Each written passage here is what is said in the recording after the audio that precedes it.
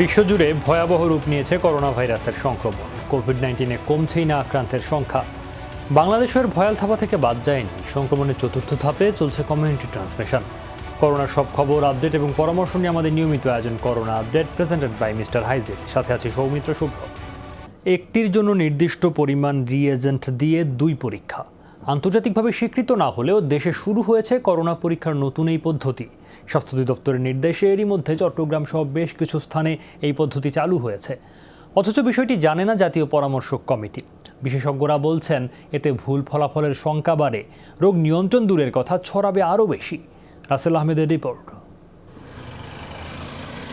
Kit সংকটে দেশে কাঙ্ক্ষিত মাত্রায় হচ্ছে না করোনা পরীক্ষা। পরিস্থিতি সামাল দিতে এবার অনুমোদনহীন পদ্ধতি নিয়েছে স্বাস্থ্য অধিদপ্তর। এক কিটে 2টি পরীক্ষার নির্দেশ দেওয়া হয়েছে বেশ কিছু পরীক্ষা কেন্দ্রে। সংগ্রহ করা নমুনা ও রিয়েজেন্ট অর্ধেক ব্যবহার করা হয়। চট্টগ্রামে নতুন নির্দেশনা মতো পরীক্ষাও শুরু হয়েছে, তবে আগের তুলনায় ভুলের মাত্রা বেড়েছে। একই রকম রেজাল্ট পাওয়া যায়, সেটা আমাদেরকে জানালেন ডিজি মহোদয়। কিতে 24টা টেস্টের মধ্যে 21টা বা 20টা টেস্ট করা যেত, এখন সেটা 40-42টা টেস্ট করা যাচ্ছে। যখনই আপনি সিস্টেম কম্প্রোমাইজ করবে তখন কিছু দুর্বলতা থাকবেই। অর্ধেক রিয়েজেন্ট ব্যবহারে দ্বিমত আছে ভাইরোলজিস্টদের। তাদের মতে প্রস্তুতকারী প্রতিষ্ঠান আন্তর্জাতিক নিয়ম মেনে নির্দিষ্ট পরিমাণ রিয়েজেন্ট সরবরাহ করেন। FDA, WHO-র কিছু গাইডলাইনও রয়েছে। অর্ধেক রিয়েজেন্ট ব্যবহার কোনো স্বীকৃত পদ্ধতি নয়, বরং ভুল নেগেটিভ ফল দেওয়ার আশঙ্কা বেশি বলেই মত তাদের। করোনা ভাইরাসের ক্ষেত্রে আমরা কিন্তু সবসময় লক্ষ্য রাখি যাতে ফলস নেগেটিভটা যত বেশি কম হয়। তার মানে কি হলো, তার শরীরে ভাইরাস আছে কিন্তু আমি সেটা নির্ধারণ করব পরীক্ষা আসলে নেগেটিভ। দেখেন এই যে অর্ধেক ব্যবহার করলে কিন্তু এই সম্ভাবনাটা কম হলেও কিন্তু এটা কিন্তু বেড়ে যাবে। করা যাবে না কেন, আপনি সবই অর্ধেক দিলেন, করা তো কোনো ব্যাপার না, কিন্তু এটার অথেন্টিসিটি বা ঠিক আছে কিনা এটার ভ্যালিডিটিটা আগে বা ইভ্যালুয়েশন আগে করতে হবে। যে কোনো কিছু আপনি সুইচ ওভার করার আগে আপনাকে ইভ্যালুয়েশন করতে হবে। নতুন এই পদ্ধতির বিষয়ে কিছুই জানে না করোনা মোকাবিলায় গঠিত জাতীয় কমিটি। এজন্য স্বাস্থ্য অধিদপ্তরকে দোষারোপ করেন এক সদস্য। এটা কোনো আলোচনা হয় নাই, এগুলো সিদ্ধান্ত এবং সিদ্ধান্তর মানে ইমপ্লিমেন্টেশন সমস্ত যে কারা করছে, ওরা তো আমাদেরকে বলেছিল কি যথেষ্ট আছে, সংকট হবে কেন, আমাদের সুপারিশ ওরা মানছে না, আমাদেরকে মিথ্যা বা ভুল তথ্য দিচ্ছে। জানা যায় মহাপরিচালকের নির্দেশে এক কিটে 2 পরীক্ষার পদ্ধতি চালু করা হয়েছে। অতিরিক্ত মহাপরিচালক জানান মেশিন ভেদে নতুন পদ্ধতি চালু করা হয়েছে। এটা এক এক জায়গায় এক এক রকম মেশিন ব্যবহার হয়, এক এক মেশিনের জন্য আমাদের কিট যে একরকম তাও না। এগুলো আলোচনা হয়েছে, যারা টেকনিক্যাল পারসন তারা কাজ করছেন, দেখছেন। বিষয়টি পরীক্ষামূলক পর্যায়ে রয়েছে বলেও জানান তিনি। রাসেল আহমেদ, যমুনা নিউজ, ঢাকা। নমুনা সংগ্রহ কমানো বা এক রিয়েজেন্টে 2 পরীক্ষাতেও চাপ কমছে না। পরীক্ষার জন্য ভোগান্তি থেকে বাদ যাচ্ছেন না বয়স্ক বা মুমূর্ষু কেউ। 10-12 ঘন্টা অপেক্ষা করেও নমুনা দিতে না পারার অভিযোগ আছে। দীর্ঘ সময় রোদে দাঁড়িয়ে কেউ জ্ঞান হারাচ্ছেন। ছুটির দিনেও এমন চিত্র রাজধানীর সরকারি হাসপাতালের সামনে। আরও জানাচ্ছেন আব্দুল্লাহ তুহিন।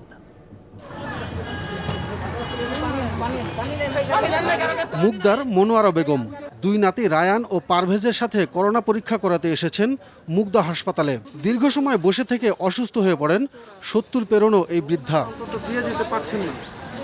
আরেক ক্যান্সার আক্রান্ত রোগী দিনমজুর শাহাদাত এসেছেন সুদূর জামালপুরের ইসলামপুর থেকে। 24 জুন নমুনা দিলেও এখনও রিপোর্ট পাননি। তাই হাল ছেড়ে দিয়ে আবারও লাইনে দাঁড়িয়েছেন পরীক্ষার জন্য। কারণ করোনা পরীক্ষা ছাড়া ভর্তি হতে পারছেন না মহাখালীর ক্যান্সার হাসপাতালে। মেসেজ যাব, মেসেজ আসে না মোবাইলে। ফিরে আবার এখানে আসি, এই যে নতুন করি, এই যে আবার করব। 50 জনের বেশি পরীক্ষা করা হবে না জেনেও মধ্যরাত থেকে শাহাদাতের মতো অনেকেই অপেক্ষায় ছিলেন হাসপাতাল গেটে। সকাল 5টার সময় এসেছি, আমি বলছি যে যারা টাকা দিয়ে নেবে তারা একটু সিরিয়াল মেনটেন করুক, কিন্তু উনি কি করে সিরিয়াল মেনটেন না করে 500 টাকা টাকা দিয়ে নিয়ে যাচ্ছে। 50 জন যারা 200 করে নেবে, ওই সিরিয়ালে আমরা সিরিয়াল পাই নাই, কারণ অনেক লোক যেহেতু নাই সেহেতু আমরা ফ্রি সিরিয়ালে প্রথম দাঁড়াইছি। সারা বেঞ্চ সই রাখছি একটা বেঞ্চের উপরে, বুঝছেন, তারপর তারা যাইতে দিতেছে না, সামনে ব্যায়াম করে। নমুনা জমা দিয়ে 1 সপ্তাহের বেশি সময় ধরে রিপোর্টের অপেক্ষায় আছেন এমন মানুষের সংখ্যাও নেহায়েত কম নয়। 4 দিন পরে এসে বলতেছি যে আমরা তো এখনো রিপোর্ট পাইলাম না, বলতেছে আপনারা অভিযোগ লিখে যান। অভিযোগ লিখে গেছি, নেগেটিভ রেজাল্টটা পেলে তো আমি অফিসে জয়েন করতে পারবো। এখন সেই 10 দিন ধরে ঘুরতেছি, কোনো রেজাল্ট নাই, বলে যে SMS যাবে, ওয়েট করেন। তবে এসব অভিযোগ অস্বীকার করেছেন হাসপাতালের ভারপ্রাপ্ত পরিচালক। প্রাইভেট কোম্পানি, কিন্তু তাদের রিপোর্ট নিয়ে ঝামেলা হচ্ছে। রিপোর্টটা কাকে দেবে, কোনো কন্ট্যাক্ট নাম্বার নাই। যদি রিপোর্ট না পায় কার সাথে যোগাযোগ করবে? এরা বলতেছে আমরা শুধু স্যাম্পল কালেকশন করি, রিপোর্টের দায়িত্ব আমাদের না। এই যে একটা হেফাজত কন্ডিশন, এটার জন্য আমি এমপি সাহেবকে বলছি। আব্দুল্লাহ তুহিন, যমুনা নিউজ, ঢাকা। দুঃসময়ে কিছুটা ভালো খবর হচ্ছে। করোনায় আক্রান্তদের চিকিৎসায় 370 শয্যার সেন্টার চালু করেছে বঙ্গবন্ধু শেখ মুজিব মেডিকেল বিশ্ববিদ্যালয় হাসপাতাল। কেবিন ব্লকের 250 শয্যায় ভাড়ার বিনিময়ে এবং বেতার ভবনে 120 শয্যায় বিনামূল্যে মিলবে চিকিৎসা। কেবিন ব্লকে সেন্ট্রাল অক্সিজেন সহ অন্যান্য চিকিৎসা সুবিধা রয়েছে। গুরুতর রোগীদেরই এখানে চিকিৎসা দেওয়া হবে। শুরুতে সরকারি সিদ্ধান্তে নন কোভিড থাকলেও এবার করোনা চিকিৎসায় যুক্ত হলো দেশের অন্যতম সেরা হাসপাতাল BSMMU। শনিবার থেকেই শুরু হলো রোগী ভর্তি। সকালে অ্যাম্বুলেন্সে আসা করোনা রোগী গ্রহণ করেন পরিচালক সহ অন্যরা। মূল ফটকের সামনে কেবিন ব্লকের 250 শয্যার মধ্যে জরুরি বিভাগে 24 শয্যা রাখা হয়েছে। আইসিইউতে আছে 15 শয্যা। আর সড়কের উল্টো পাশে পুরাতন বেতার ভবনে স্থাপিত ফেভার ক্লিনিকে আছে 120 শয্যা। ভিআইপি কেবিনের জন্য 4025 টাকা এবং সাধারণ কেবিনের জন্য ভাড়া দিতে হবে 1025 টাকা। ফেভার ক্লিনিকে চিকিৎসা নেওয়া যাবে বিনামূল্যে।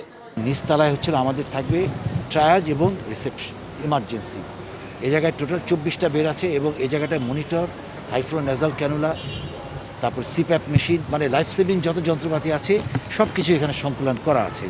কেবিন ব্লকে সেন্ট্রাল অক্সিজেন প্লান্ট স্থাপন করা হয়েছে। এছাড়া high flow nasal cannula, non invasive ভেন্টিলেটরের কাজ শেষের দিকে। নীল টিন দিয়ে কিন্তু এলাকা ঘেরাও করে দিয়েছি। এই টিনের ভিতরে যে অংশটা, এটা হচ্ছে রেড জোন, অর্থাৎ এটা হচ্ছে কোভিড জোন। এবং ওই গেটটা এখনও শেষ করা যায়নি, আমরা আজকের ভিতরে গেটটা শেষ করে দিব। এটা অ্যাবসলিউটলি একটা নিয়ন্ত্রিত এলাকা থাকবে। 60 জন চিকিৎসক ও 18 জন অ্যানাস্থেশিয়া চিকিৎসকের একটি দল চিকিৎসা দেবেন 1 সপ্তাহ করে। এছাড়া 63 জন নার্স এবং প্যারামেডিক সহ অন্যান্য স্বাস্থ্যকর্মী থাকবেন 100 জন। শাকিল হাসান, যমুনা নিউজ, ঢাকা। বেশ কয়েকদিন পর করোনায় 30 জনের কম মানুষের মৃত্যুর খবর দিয়েছে স্বাস্থ্য অধিদপ্তর। তাদের তথ্য মতে 24 ঘন্টায় মারা গেছেন 29 জন। এ নিয়ে দেশে মোট মৃত্যুর সংখ্যা 1997। এদিন শনাক্ত হয়েছে কম 3288 জন, পরীক্ষাও হয়েছে কম 14727টি। গত 24 ঘন্টায় পরীক্ষার তুলনায় শনাক্তের হার 22.33%। ব্রিফিংয়ে জানানো হয় এখন পর্যন্ত দেশে করোনায় আক্রান্ত হয়েছে 1,59,679 জন, সুস্থ হয়েছে 2673 জন।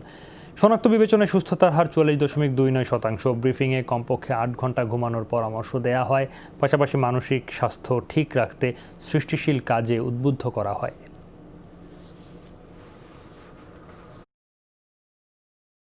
সংসারে নারীর প্রতি যত্নবান হন। বেশিরভাগ সংসারই নারী প্রাথমিক এবং একমাত্র সেবাদানকারী। সংবেদনশীল আচরণ করুন এবং সহযোগিতা করুন। যে কোনো দুর্যোগে শিশু এবং বয়স্করা সবচেয়ে বিপদাপন্ন।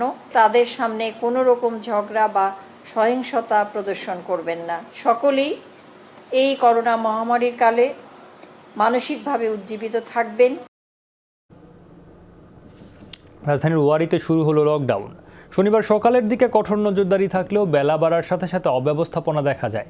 তবে জরুরি প্রয়োজন ছাড়া কাউকে বের হতে বা প্রবেশ করতে দেয়া হচ্ছে না বলে জানিয়েছে পুলিশ। ওয়ার্ডের 17টি প্রবেশ মুখের মধ্যে 15টি বন্ধ রাখা হয়েছে, খোলা রাখা হয়েছে 2টি। লকডাউনে সবচেয়ে বিপদে পড়েছেন নিম্ন আয়ের মানুষ। শনিবার ভোর 6টা থেকে লকডাউন শুরু হয় ওয়ারির রেডজোনভুক্ত দক্ষিণ সিটির 41 নম্বর ওয়ার্ডে। এলাকার 17টি প্রবেশমুখের মধ্যে 15টি বন্ধ করে দেয় স্থানীয় প্রশাসন। খোলা রাখা হয় টিপু সুলতান রোড ও হটকেকের মোড়ের প্রবেশমুখ। জরুরি সেবায় নিয়োজিত ও চিকিৎসা নিতে যাওয়া ব্যক্তিদের শুধুমাত্র প্রবেশ ও বাইর হতে দিচ্ছে পুলিশ। কিন্তু অনেকেই ছোটোখাটো অজুহাতে ঢুকছেন ও বের হচ্ছেন। তবে বিপদে পড়েছেন বাসাবাড়িতে কাজ করে খেটে খাওয়া মানুষগুলো। স্বাস্থ্যসেবার সাথে যারা জড়িত আছে, যারা অসুস্থ রোগী আছে, শুধুমাত্র তাদেরকে আমরা বাইরে অ্যালাউ করতেছি, এছাড়া আর কাউকে না। আমি এখান থেকে কালকে গেছি, এখন ভাই ফোন দিছে বলে বাসায় বাজার নিয়ে আসো। আমি বুঝতে পারিনি এত তাড়াতাড়ি লকডাউনটা হয়ে যাবে না। আমি রোজ আনি রোজ খাই, মানে কি করুম বলেন। আমরা ওয়ারি বাসা বাড়ি কাম করি, এখন আমাকে ঢুকতে না দিলে আমরা কেমতে চলুম। এখন ঘর ভাড়া দিতে পারি না, এখন আবার কাজ দিছে বন্ধ করে, এখন কিভাবে বাঁচবো এটাই তো বলতে পারতাছি না। কাজ কাম করি, এখন আজকে যাইনি লকডাউনের জন্য, দেখি কাল পরশু যাইতে পারি না কি তাই দেখতেছি। লকডাউনভুক্ত এলাকাগুলোতে লোক সমাগম দেখা গেছে, নজরদারি নেই লকডাউন এলাকার পাশের সড়কগুলোতে। প্রবেশমুখে ছিল উৎসুক জনতার ভিড়। এখানে কি হচ্ছে দেখতেছি। কি দেখতেছেন?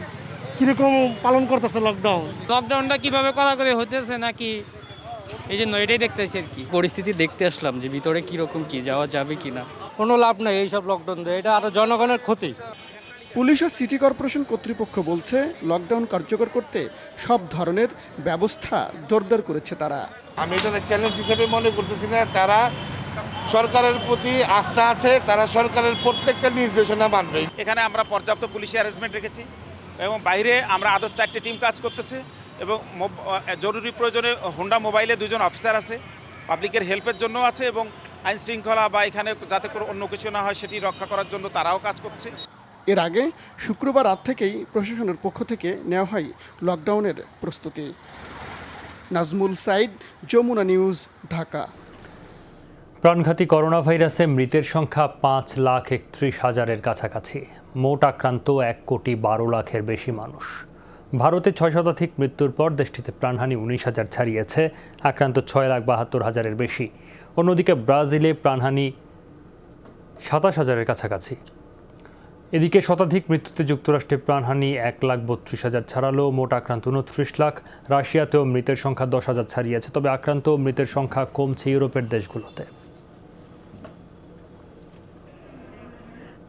করোনা পরিস্থিতি নিয়ে আলোচনায় ব্রিটেন থেকে যোগ দিচ্ছেন প্রবাসী চিকিৎসক মোশাররফ হোসেন। জনাব মোশাররফ হোসেন, আপনাকে স্বাগত জানাচ্ছি করোনা আপডেটে। ব্রিটেনে এখন অনেকটাই নিয়ন্ত্রণে করোনা ভাইরাস পরিস্থিতি, শিথিল হতে শুরু করেছে লকডাউন। এর আগেও আমরা অনেক দেশে দেখেছি লকডাউন তুলে দেওয়ার পর ভাইরাসের বিস্তার আবারও বেড়েছে। ব্রিটেনে এই সংখ্যা কতটুকু?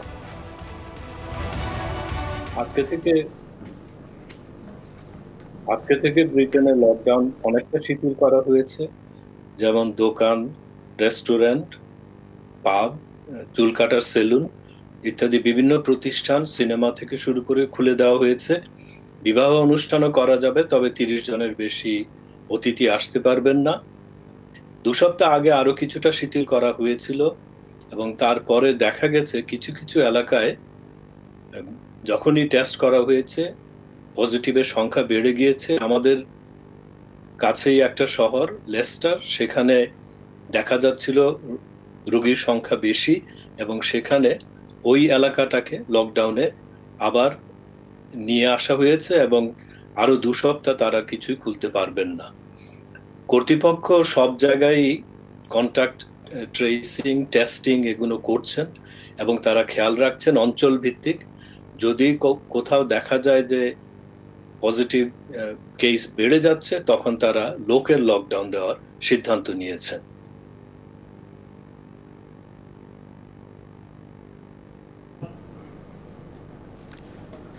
জনাব মোশাররফ হোসেন, জানতে চাই, বিশ্ব স্বাস্থ্য সংস্থা বারবার সতর্ক করেছে সেকেন্ড ওয়েভ নিয়ে। এই বিষয়ে আপনার মতামত কি?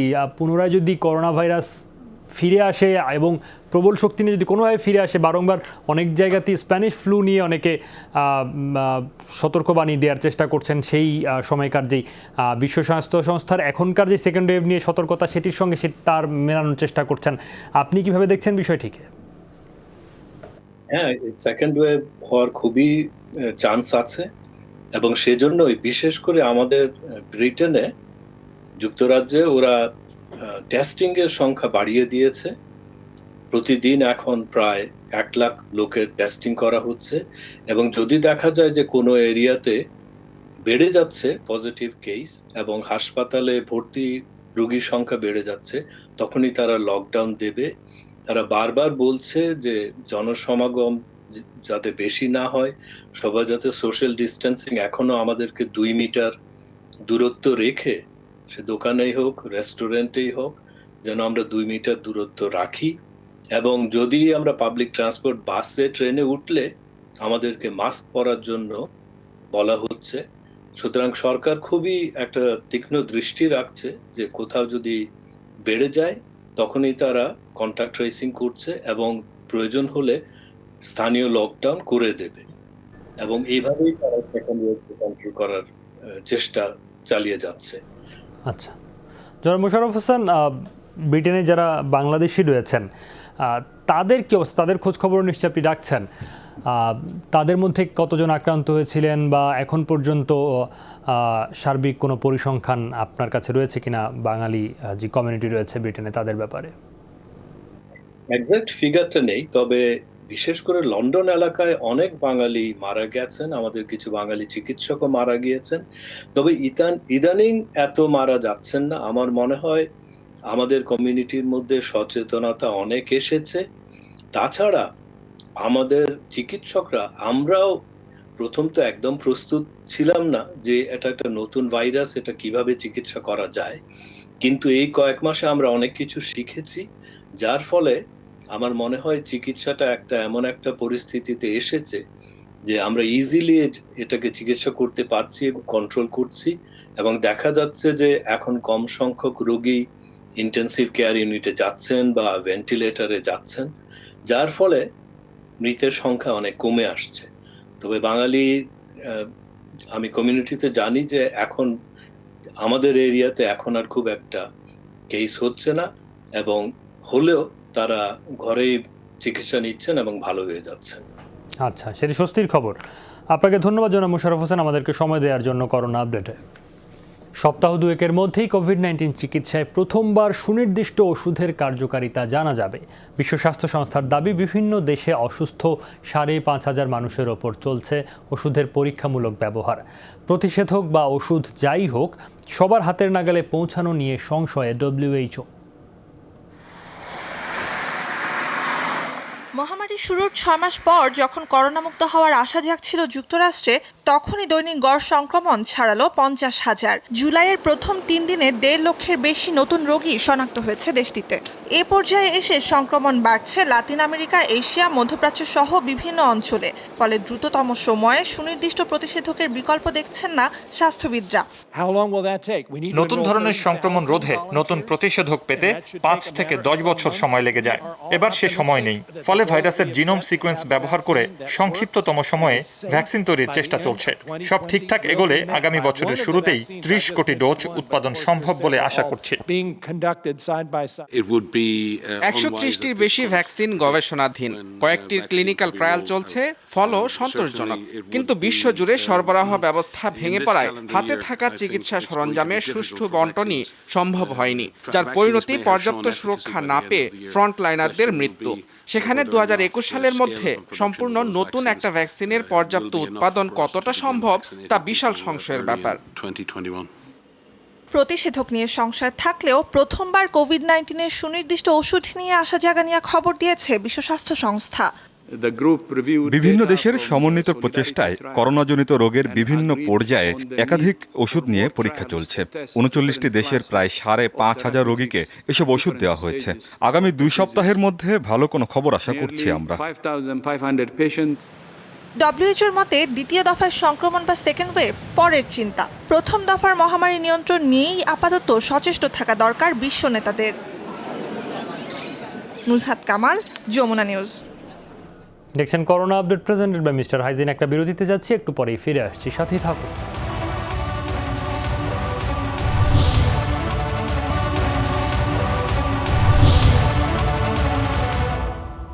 স্বাগত আরেকবার, আপনারা দেখছেন corona update presented by mister hygiene.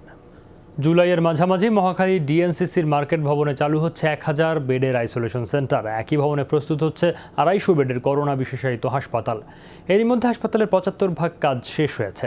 অধিদপ্তর জানিয়েছে সম্মুখ সারির যোদ্ধাদের জন্য ডেডিকেটেড থাকবে এই হাসপাতালটি। নাজমুল সাইদের রিপোর্টে বিস্তারিত। পুরো প্রস্তুত হওয়ার পরেও কয়েক বছর খালি পড়ে আছে মহাখালীর ডিএনসিসি মার্কেট। করোনার এই সময়ে ভবনটিকে কাজে লাগাচ্ছে সরকার। চালু হচ্ছে আইসোলেশন সেন্টার ও করোনা বিশেষায়িত হাসপাতাল। 1000 বেডের আইসোলেশন সেন্টারের সব কাজ শেষ করেছে ঠিকাদারি প্রতিষ্ঠানগুলো। এখন শুধু হস্তান্তরের অপেক্ষা। আমাদের কাজ সব কমপ্লিট করেছেন, শুধু খালি আমরা অপেক্ষায় আছি, খালি হ্যান্ড ওভারের অপেক্ষায় আছি। আমাদের কাম 2 থেকে 5 তলা পর্যন্ত সব কাম কমপ্লিট, আমাদের কোনো কাজের বাকি নেই। 250 বেডের হাসপাতালের প্রায় 75% কাজ শেষ হয়েছে। 2 সপ্তাহের মধ্যে বাকি কাজও শেষ হওয়ার কথা। চলছে 50 শয্যার আইসিইউ তৈরির কাজও। স্বাস্থ্য অধিদপ্তর বলছে, বিশেষ হাসপাতালে অগ্রাধিকার পাবেন করোনা মোকাবেলার সম্মুখ যোদ্ধারা। টপ ফ্লোরে এটি মূলত 250 বেডের একটি হাসপাতাল হবে। সেটি মূলত ফ্রন্টলাইন ওয়ার্কারদের জন্য।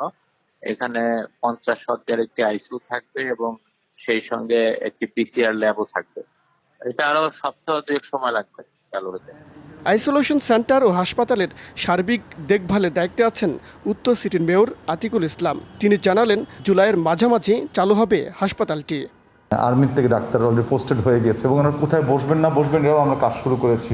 মিনটাইম আবার স্বাস্থ্য দপ্তর থেকেও যারা ডাক্তার নিয়োগ করবে অ্যারাউন্ড 82 জন ডাক্তারকে আবার নিয়োগও দিয়ে দেওয়া হয়েছে। অর্থাৎ জুলাই মাসের প্রথম সপ্তাহের দিকে নাহলে ম্যাক্সিমাম দ্বিতীয় সপ্তাহ দিয়ে কিন্তু এটা আমরা চালু করে দিতে পারবো। সুচিকিৎসা নিশ্চিতে সিটি কর্পোরেশনের নিয়মিত নজরদারি থাকবে বলেও জানান মেয়র। নাজমুল সাইদ, যমুনা নিউজ, ঢাকা। পটুয়াখালীতে করোনা পজিটিভ হয়েও এক গাইনি বিশেষজ্ঞের রোগী দেখা নিয়ে তৈরি হয়েছে আতঙ্ক। জেলা সিভিল সার্জন অফিস জানায়, গতকাল দুপুরে ডাক্তার মাহমুদুর রহমানের করোনা পজিটিভ হলে তাকে আইসোলেশনে যেতে বলা হয়, কিন্তু নির্দেশনা অমান্য করে বিকেলে শহরের নোভা ডায়াগনস্টিক সেন্টারে রোগী দেখেন তিনি। পরে স্থানীয়দের তোপের মুখে পড়ে চেম্বার ছেড়ে যান ওই চিকিৎসক। বিষয়টি জানাজানির পর ডায়াগনস্টিক সেন্টারে লকডাউন ঘোষণা করে কর্তৃপক্ষ। তার বিরুদ্ধে একটি তদন্ত কমিটিও গঠন করা হয়েছে।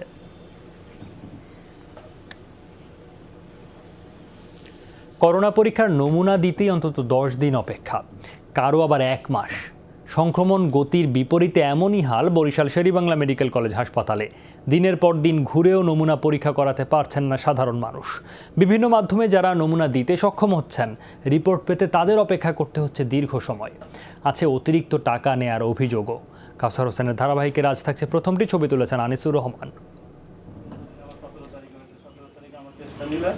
করোনা ভাইরাসে আক্রান্ত হয়ে বাসায় 14 দিন আইসোলেশনে ছিলেন বেসরকারি একটি বিক্রয় কেন্দ্রের ব্যবস্থাপক তাহের উদ্দিন।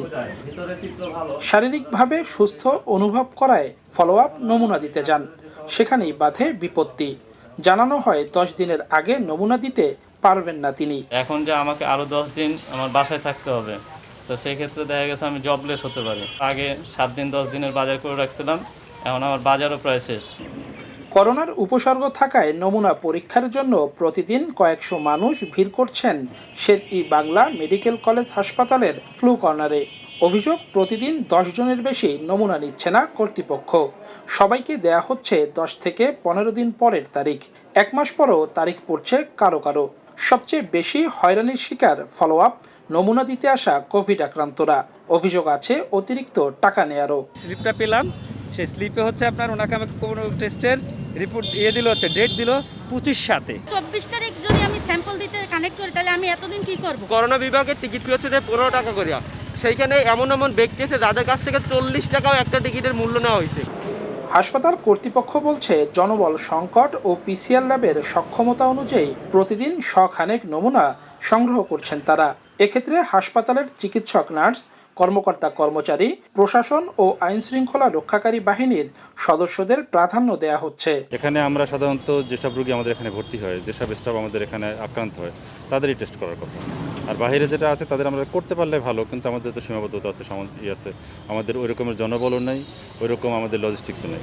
2011 সালের আদমশুমারি অনুযায়ী বরিশাল বিভাগের জনসংখ্যা প্রায় 84 লাখ। এত বড় জনগোষ্ঠীর বিপরীতে এই অঞ্চলে করোনা পরীক্ষার জন্য RT-PCR ল্যাব মাত্র একটি, যেখানে প্রতিদিন গড়ে পরীক্ষা হয় মাত্র 200-র মতো। ফলে পরীক্ষার বাইরেই থেকে যাচ্ছে বহু মানুষ। অনেক ঘুরে নমুনা হয়তো দেয়া গেল, কিন্তু রিপোর্ট পেতে এবার শুরু অপেক্ষার পালা। সপ্তাহ পেরোলেও অনেকে রিপোর্ট না পেয়ে হাসপাতালে এসে খোঁজ করছেন। এতে বাড়ছে করোনা সংক্রমণ ঝুঁকি। এসব নিয়ে অবশ্য দায়সারা বক্তব্য হাসপাতাল কর্তৃপক্ষের।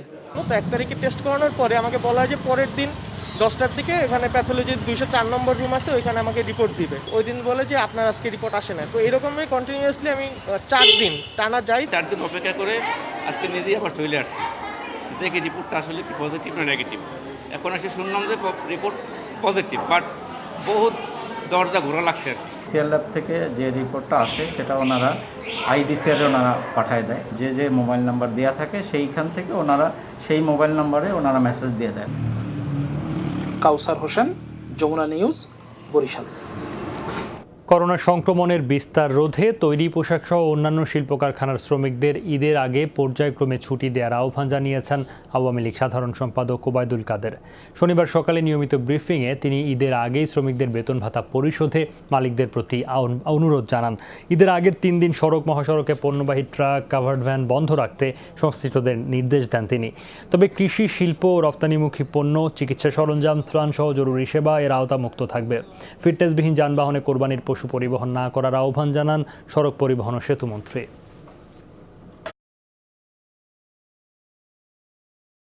সংক্রমণের বিস্তার রোধে তৈরি পোশাক শিল্প সহ অন্যান্য শ্রমগণ শিল্পসমূহ ঈদের আগে পর্যায়ক্রমে ছুটি প্রদানে বিজিএমইএ, বিকেএমইএ এর দৃষ্টিও আকর্ষণ করছি।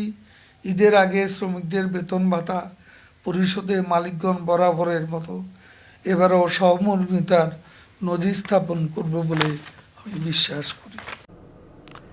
করোনা ভাইরাস পরীক্ষায় সরকারি হাসপাতালে ফি আরোপ গণবিরোধী সিদ্ধান্ত বলে মন্তব্য করেছেন বিএনপির সিনিয়র যুগ্ম মহাসচিব রুহুল কবির রিজভী।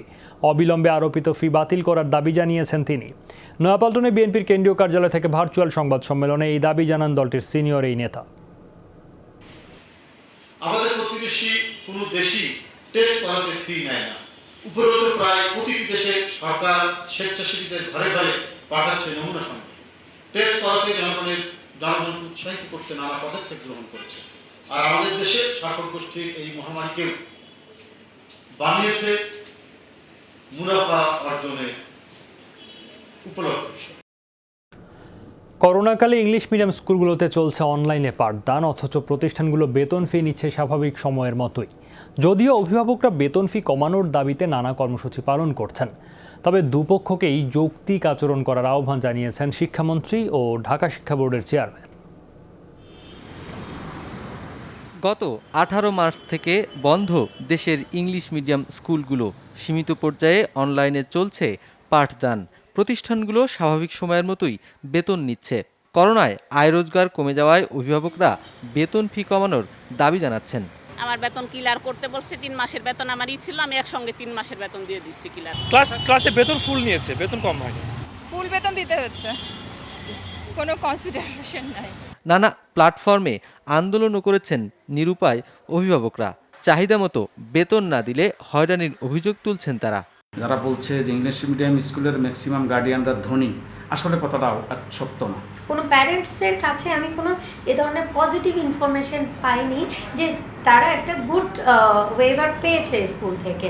শিক্ষা প্রতিষ্ঠানগুলো বলছে ভবন ভাড়া, শিক্ষকদের বেতন সহ পরিচালন ব্যয় আগের মতোই আছে, তাই শিক্ষার্থীদের বেতন কমানোর সুযোগ নেই।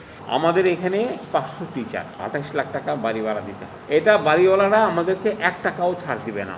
টিউশন ফি আপনার হচ্ছে এটা এখন পর্যন্ত যারা দিচ্ছে তাদের কাছ থেকে তো নিচ্ছি, ঠিক আছে, অনেকেই আপনারা টিউশন ফি পরিশোধ করতে পারছেন। ইংলিশ মিডিয়ামে যারা পড়ায় তারা ম্যাক্সিমামই হচ্ছে সলভেন্ট প্যারেন্টস। শুধুমাত্র একটা করে ড্রেস কমিয়ে দেওয়াতে আমাদের ড্যামেজ দিতে হবে 4.5 লাখ টাকার মতো।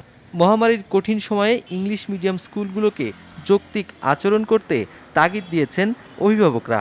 আমরা চাই না স্কুলগুলো বন্ধ হোক, স্কুলগুলো অ্যাক্টিভিটি চালিয়ে যাক। যে কারণে আমরা বলছি 50% টিউশন ফি রিডাকশন। আমরা ওয়েবার চাচ্ছি না। ইংলিশ মিডিয়াম স্কুলকে রেগুলেট করার জন্য, নিয়ন্ত্রণ করার জন্য একটি সরকারি সংস্থা থাকবে, একটা কমিশন থাকবে এবং এর জন্য একটা স্ট্রং নীতিমালা থাকবে। ইংলিশ মিডিয়াম স্কুলগুলোর ধরন এক এক রকম, সে কারণে তাদের উপর সরকারের নিয়ন্ত্রণও আইনগতভাবে কম। যদিও প্রশাসনের পক্ষে বলা হচ্ছে দুই পক্ষকেই যৌক্তিক আচরণ করতে হবে। আমরা সকল শিক্ষা প্রতিষ্ঠানকে যেটা অনুরোধ করেছি সেটা হচ্ছে যে পরিস্থিতি বিবেচনা করে যে অভিভাবকরা বেতন দিতে না পারবে তাদের উপর যেন চাপ প্রয়োগ করা না হয়। শিক্ষকদের বেতন নির্ভর করে, তাহলে এই শিক্ষকরা চলবেন কি করে আর এই শিক্ষা প্রতিষ্ঠান চলবে কি করে? তবে উভয় পক্ষকেই কিছুটা ছাড় দিতে হবে। বাংলাদেশ ইংলিশ মিডিয়াম স্কুল অ্যাসোসিয়েশনের তথ্যে দেখা যাচ্ছে 350 থেকে 450 মতো স্কুল আছে সারা দেশে, যেখানে 4 লাখের মতো শিক্ষার্থী পড়াশোনা করে। নুরনবী সরকার, যমুনা নিউজ, ঢাকা। দেখছেন corona update presented by mister hygiene. আবার একটা বিরতিতে যাচ্ছি, একটু পরেই ফিরছি, সাথেই থাকুন।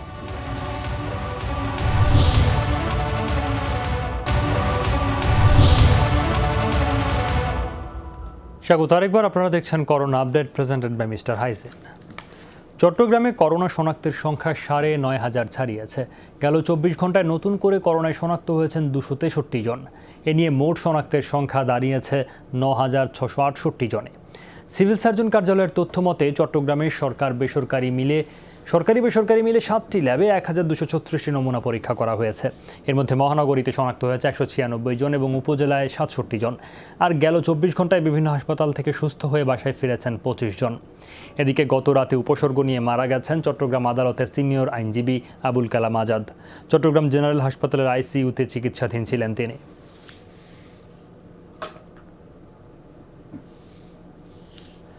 চট্টগ্রামে করোনায় আক্রান্তের সংখ্যা যেমন বাড়ছে তেমনি বাড়ছে সুস্থতার সংখ্যাও। এখন পর্যন্ত সুস্থ হয়েছেন ৫,০০০-এরও বেশি। সুস্থতার ক্ষেত্রে ভূমিকা রাখছে চট্টগ্রামে গড়ে ওঠা বিভিন্ন বেসরকারি isolation সেন্টারগুলো।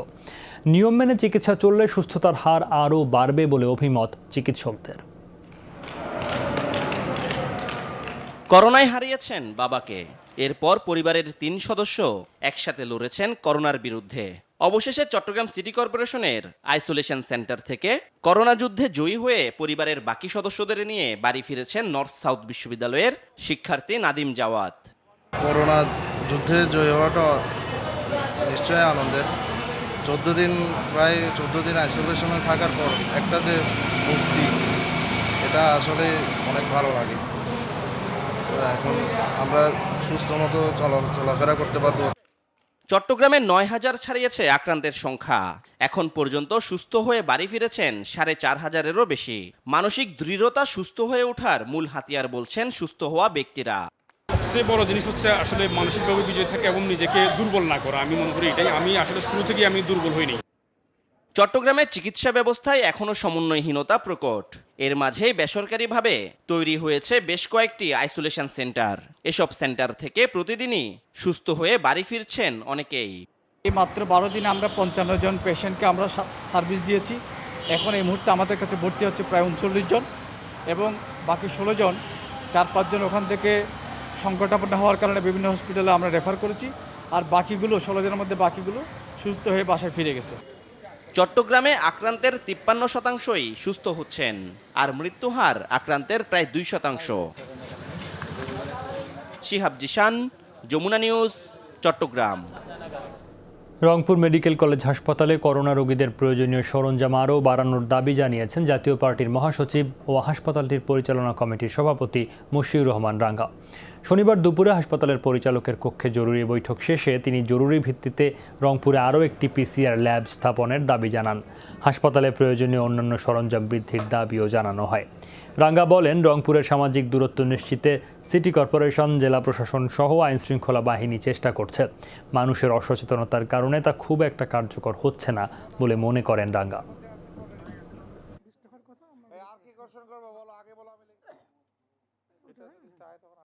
High flow nasal cannula একটা, আর একটা হচ্ছে হাই ফ্লো অক্সিজেন মাস্ক। এই দুইটা কম আছে। এই দুইটি জরুরি ভিত্তিতে সরকারের কাছে আমরা চাচ্ছি যে জরুরি ভিত্তিতে গভর্নমেন্ট যদি এখানে পাঠাতে তাহলে আরও কিছু মানুষ হয়তো তাদের জীবনটা ফিরে পাবে। করোনায় থমকে গেছে দেশের প্রকাশনা শিল্প। অনিশ্চয়তায় দিন কাটছে এই শিল্পের সাথে জড়িত কয়েক লাখ মানুষের। সৃজনশীল প্রকাশকরাও ধুঁকছেন অর্থনৈতিক টানাপোড়েনে। বলছেন, সরকারি প্রণোদনা ছাড়া ঘুরে দাঁড়াতে পারবে না প্রকাশনা শিল্প। পুরো বাংলা বাজার ঘুরলে এমন সচল প্রিন্টিং প্রেস খুঁজে পাওয়া যাবে হাতে গোনা কয়েকটা। একটা সময় যেখানে ছিল হাজারো মানুষ সমাগম, গমগম করত নতুন বইয়ের ঘ্রাণ, অবিরাম শোনা যেত প্রেস মেশিংয়ের ঠকাঠক শব্দ, অবিরত চলত বাইন্ডিং শ্রমিকের কাজ। সেই বাংলা বাজারে এখন স্থবিরতা, বন্ধ বেশিরভাগ প্রেস। নতুন কাজ নেই, তাই আগের জমে থাকা কাজগুলো করেই কোনো মতে প্রেস ও বাইন্ডিং কারখানা চালিয়ে যাচ্ছেন মহাজনেরা। কাজ অনুসারে কমিয়ে আনা হয়েছে লোকবল, তাই জীবিকার জন্য অনেকেই ঘুরছেন এই প্রেস থেকে অন্য প্রেসে। কেউ বা পাওনা টাকার জন্য ঘুরছেন মহাজনের পেছনে। আসছেন ভালো কথা, কাজ হবে কিন্তু কোনো টাকা দিতে পারবো না। বাড়ি যাওয়ার সময় হয়তো গাড়ি ভাড়ার টাকা দিতে পারি, প্রেস থেকে বই মাথায় নিয়ে পারাপার লোডিং আনলোডিং করে টিকে থাকা মিন্তিরাও পড়েছেন অনিশ্চয়তায়। বেশিরভাগই কাজ হারিয়েছেন। যারা এখনও টুকটাক কাজ পাচ্ছেন তাদের কমে গেছে আয়। আগের কথা বাদ দিন, আগে 800, 900, 700, 500 এরকম পড়াই হইতো, কেন 200, 250, 300, 150 এরকম। বর্তমানে কোনো কাজ নাই, বর্তমানে বসে আছি, ভাত বিল গোছানো আমাদের কষ্ট বর্তমানে।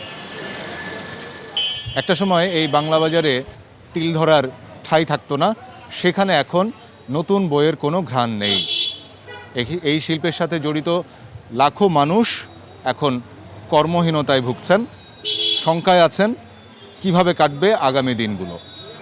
আপাত দৃষ্টিতে প্রকাশনীর বই আর বিক্রির চিত্র দেখলেও এই শিল্পের সাথে জড়িয়ে আছে প্রচ্ছদ design, laminating, graphics, animation, proof reading, কাগজ কাটিং, ছাপাখানা, বাইন্ডিং, পেস্টিং, পরিবহনের মতো অসংখ্য ক্ষেত্র। প্রকাশকদের কাজ থেমে যাওয়া মানে এই শিল্প সংশ্লিষ্ট মানুষগুলোরও কাজ চলে যাওয়া।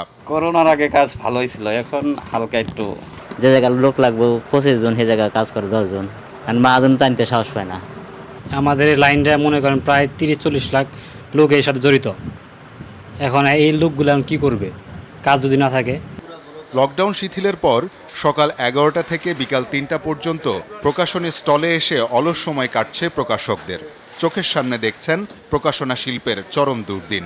আমরা বইগুলো সারা বাংলাদেশে কোথাও ডিস্ট্রিবিউশন করতে পারিনি, যে সময় আমরা মেলা শেষ করে বাজারজাত করার সময় আমাদের এই অবস্থা। আমাদের কাছে তারা টাকার জন্য আসে বা আসে, এখন মনে করছে যে কাউন্টারটা খুলেছে, আমি হয়তো আমার কাছে কিছু টাকা পয়সা বিক্রি হবে বা সরকারি সহযোগিতা ব্যতীত এই সেক্টর ঘুরে দাঁড়ানো খুব অসম্ভব। যদি আগামীর ভালো চাই তাহলে অবশ্যই এই সৃজনশীল পেশাটাকে একটি গুরুত্ব দিয়ে দেখতে হবে। সৃজনশীল এই শিল্পকে টিকিয়ে রাখতে সরকারকেই এগিয়ে আসার দাবি জানিয়েছেন সংশ্লিষ্টরা। শওকত মঞ্জুর শান্ত, যমুনা নিউজ, ঢাকা। চট্টগ্রামের মা ও শিশু জেনারেল হাসপাতালে করোনা আক্রান্ত রোগীদের জন্য 2টি high flow nasal cannula, mask ও পিপি সামগ্রী দিয়েছে লাভ ফর চট্টগ্রাম নামে একটি সংগঠন। চট্টগ্রাম ক্লাবে এক অনাড়ম্বর অনুষ্ঠানের মাধ্যমে এসব সামগ্রী হস্তান্তর করেন সংগঠনটির সদস্যরা। এ সময় বক্তারা বলেন, করোনা কিভাবে আঘাত হানবে সে সম্পর্কে কেউ ধারণা করতে পারেনি। এখন সম্মিলিত উদ্যোগে স্বাস্থ্য ব্যবস্থার বিপর্যয় কাটিয়ে ওঠার চেষ্টা চলছে। সংগঠনটির সদস্যরা বলেন, চট্টগ্রামে জন্ম নেয়া বিভিন্ন ক্ষেত্রে সফল ব্যক্তিদের নিয়ে এই সংগঠনটি গড়ে তোলা হয়েছে। প্রাথমিকভাবে স্বাস্থ্যসেবা খাতে সহায়তা করবেন তারা। এর আগে চট্টগ্রাম জেনারেল হাসপাতালেও চিকিৎসা সামগ্রী দিয়েছে সংগঠনটি।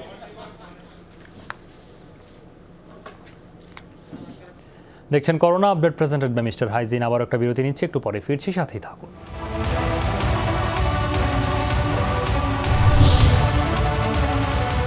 যুক্তরাজ্যের কোয়ারেন্টাইন তালিকা থেকে অব্যাহতি পেল আরও 59 দেশ।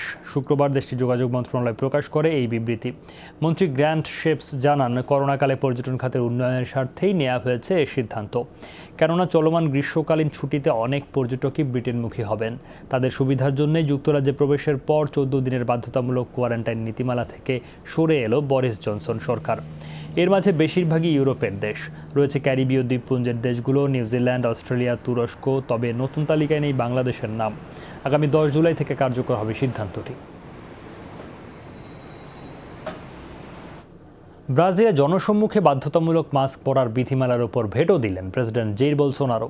শুক্রবার মন্ত্রিসভার বৈঠকে তিনি জানান এই মতামত। বলেন, দোকান, গির্জা ও শিক্ষা প্রতিষ্ঠানে বাধ্যতামূলক মাস্ক পরার প্রয়োজন নেই, তবে জনবহুল এলাকায় মানুষ পরতে পারেন মাস্ক, তাতেও নেই বাধ্যবাধকতা। প্রেসিডেন্ট উপহাস করে বলেন, কড়াকড়ির এক পর্যায়ে দেখা যাবে বাড়িতে মাস্ক না পরার জন্য জরিমানা গুনতে হবে। দেশটিতে 16.5 লাখ করোনা শনাক্তের মধ্যেই আজ থেকে খুলল সব পানশালা ও রেস্তোরাঁ।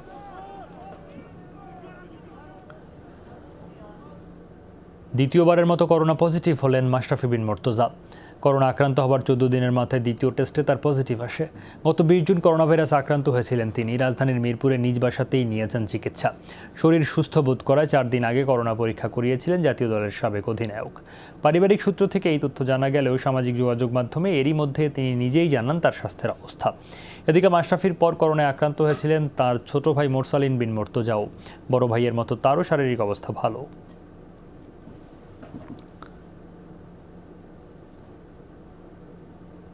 টানা 3বার করোনা পজিটিভ হলেন পাকিস্তানের নতুন পেস সেন্সেশন হারিস রৌফ, যে কারণে ইংল্যান্ডে তার দলের সাথে যোগ দিয়ে আরও একবার পিছিয়ে দিয়েছে পিসিবি। বোর্ডের প্রত্যাশা 5 আগস্ট ম্যানচেস্টারে প্রথম টেস্ট শুরু হওয়ার আগেই সুস্থ হয়ে উঠবেন তিনি। হারিস রৌফ 26 বছর বয়সী এই তরুণ উঠে এসেছেন শোয়েব আক্তারের শহর রাওয়ালপিন্ডি থেকে। শোয়েবের মতোই গতিনির্ভর আগ্রাসী এই পেস তারকা মাস 6 আগে বিগ ব্যাশ মৌসুমে নিয়েছেন 20 উইকেট। মেলবোর্ন স্টার্সের হয়ে অর্জন করেছেন একজন পেসারের মহাকাঙ্ক্ষিত হ্যাট্রিক। ছিলেন রাওয়ালপিন্ডির রাস্তার ক্রিকেটার, আর ওই হ্যাট্রিকের কল্যাণে এখন তার নাম বিগ ব্যাশের হল অব ফেমে। কিন্তু কে জানতো করোনা ভাইরাস তাকে অন্যরকম হ্যাট্রিকের মুখোমুখি করবে। 3 বলে 3 উইকেট নেওয়ার অভিজ্ঞতা যেমন আছে রৌফের, এবার 3বার করোনা পজিটিভ হয়ে নতুন এক রেকর্ডও করে ফেললেন তিনি। পাকিস্তানি সংবাদ মাধ্যম এমন খবরই জানিয়েছে। টানা 3য়বার পজিটিভ হওয়ায় তাকে আরও কিছুদিন সবার থেকে আলাদা থাকতে হবে। পাকিস্তানের হয়ে এখন পর্যন্ত হারিস রৌফের সম্বল 2টি মাত্র টি20। সেই রৌফ দীর্ঘ সময় নিয়ে নিজেকে প্রস্তুত করেছেন দেশের হয়ে টেস্ট খেলার জন্য। এখন করোনা নেগেটিভ হলে আরও 2 ক্রিকেটারের সঙ্গে ইংল্যান্ড যাবেন এই পেসার। এর মধ্যে 20 সদস্যের পাকিস্তান দল ইংল্যান্ডে পৌঁছেছে। উস্টারশায়ারে 14 দিন আইসোলেশনে থাকার মাঝে তারা অনুশীলনও করেছে। 3 ম্যাচের টেস্ট ও টি20 সিরিজ খেলবে পাকিস্তান। 5 আগস্ট থেকে ম্যানচেস্টারে শুরু হওয়ার কথা প্রথম টেস্ট। মাজুর মোর্শেদ, যমুনা স্পোর্টস। এই ছিল corona update presented by mister Hygiene. এতক্ষণ সাথে থাকার জন্য সবাইকে ধন্যবাদ।